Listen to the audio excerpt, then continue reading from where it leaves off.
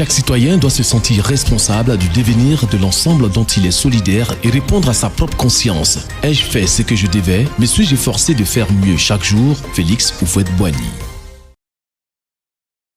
Dans cette quatrième et dernière vidéo du mois de juillet, comme annoncé la semaine dernière, nous continuerons à parler de cette belle vertu de la prudence, si nécessaire pour un bon gouvernement de soi et un bon gouvernement collectif. Nous avons terminé la vidéo la semaine dernière, vous vous en souvenez sans doute, en indiquant que nous nous concentrerons sur la décision, sur ce qu'il convient de faire pour bien décider. Pour peu qu'on soit attentif, on se rend compte que la vie humaine est faite de décisions. En effet, du lever au coucher, de la naissance à la mort, l'homme décide. L'homme doit décider.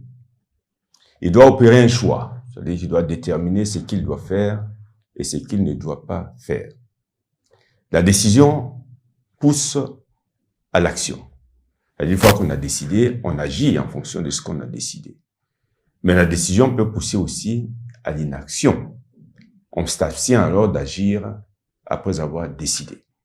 Parce qu'il faut savoir que ne pas agir est aussi une décision. Et parfois, dans certaines circonstances, c'est la meilleure décision qu'il convient de prendre. Lorsqu'on parcourt l'histoire de l'humanité, on se rend compte que certaines décisions ont été courageuses. Et certaines décisions prises par les hommes ont fait honneur à la race humaine. D'autres, malheureusement, ont été mauvaises ou absurdes, entraînant de façon regrettable des conséquences dramatiques pour les personnes et les biens. Certaines décisions sont faciles à prendre. D'autres, par contre, sont difficiles. Alors, parmi les décisions difficiles à prendre, ça nous le disons anecdotique, une décision difficile à prendre, bien qu'elle soit pas si difficile que ça, pourvu qu'on ait un peu de force d'âme, c'est celle de savoir si on se lève le matin à l'heure prévue ou pas, ou si on reste couché dans son lit. Bon, ça c'est juste à titre anecdotique. D'autres décisions, cette fois-ci de façon plus sérieuse, constituent un véritable dilemme. Car celui qui doit décider se trouve confronté à l'obligation de choisir entre deux solutions possibles, comportant toutes les deux des inconvénients. L'écrivain français Pierre Corneille décrit dans certains de ses ouvrages des situations dites cornéliennes qui posent un réel dilemme.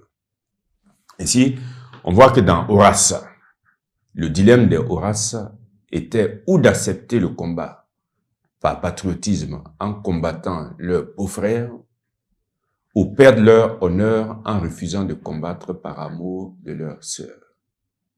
Les deux décisions comportent des avantages et des inconvénients.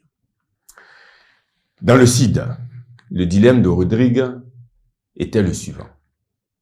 Soit combattre le père de Chimène, qui l'aime, pour venger son père, cette vengeance nécessitant qu'il tue le père de Chimène, Don Gomez, ou alors refuser de l'affronter et encourir les fraudes de son propre père, Don Diego, qui sera déshonoré, puisque Don Gomez l'avait humilié. Ce n'est pas évident, vous me direz. Si on était en Côte d'Ivoire, on parlerait des situations frares, n'est-ce pas?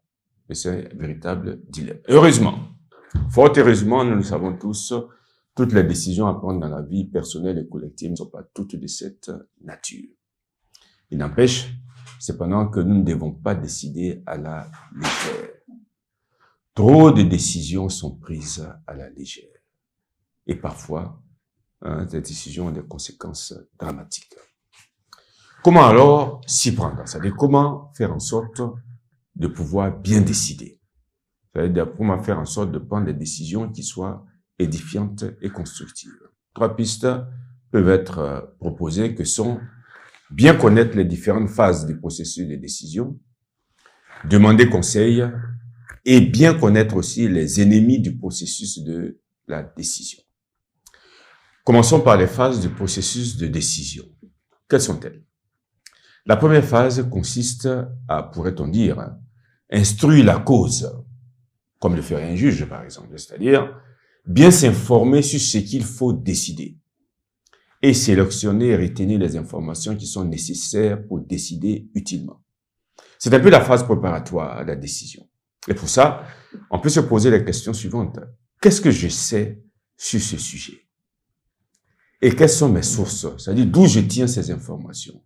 Est-ce que ces informations sont fiables? Et est-ce que ces informations sont adéquates au sujet? Et etc., etc. Parce que c'est important de bien savoir ce qu'il faut connaître sur le sujet quand on doit prendre une décision à cet égard. La deuxième phase consiste, pourrait-on dire aussi, à délibérer, c'est-à-dire à juger les informations reçues, à les apprécier, à les sous-peser et à voir un peu les différentes possibilités offertes. Pourquoi? Pour choisir la meilleure d'entre elles.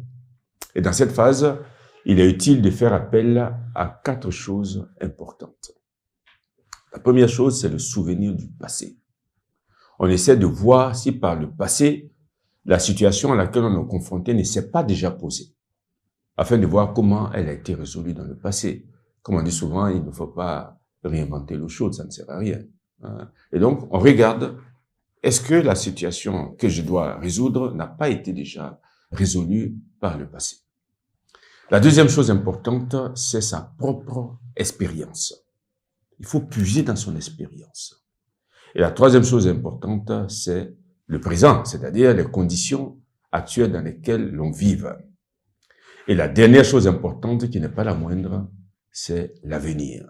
C'est-à-dire qu'il s'agit de prévoir autant que faire se peut les conséquences de la décision que l'on s'apprête à prendre. Des conséquences sur soi-même, sur les autres et sur la communauté tout entière.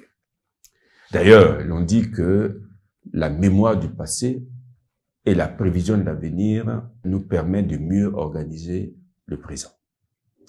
La troisième phase de la décision consiste, bien sûr, à exécuter ce qu'on a décidé, parce qu'il ne sert strictement à rien, sinon à perdre son temps, de prendre prudemment des décisions si la paresse ou la peur nous empêche d'exécuter la décision prise. Nous pensons qu'en respectant ces différentes phases du processus de décision, on se met en situation pour prendre des bonnes décisions. Mais il y a autre chose dont nous parlerons la semaine prochaine, qui consiste aussi à savoir demander conseil quand on doit décider.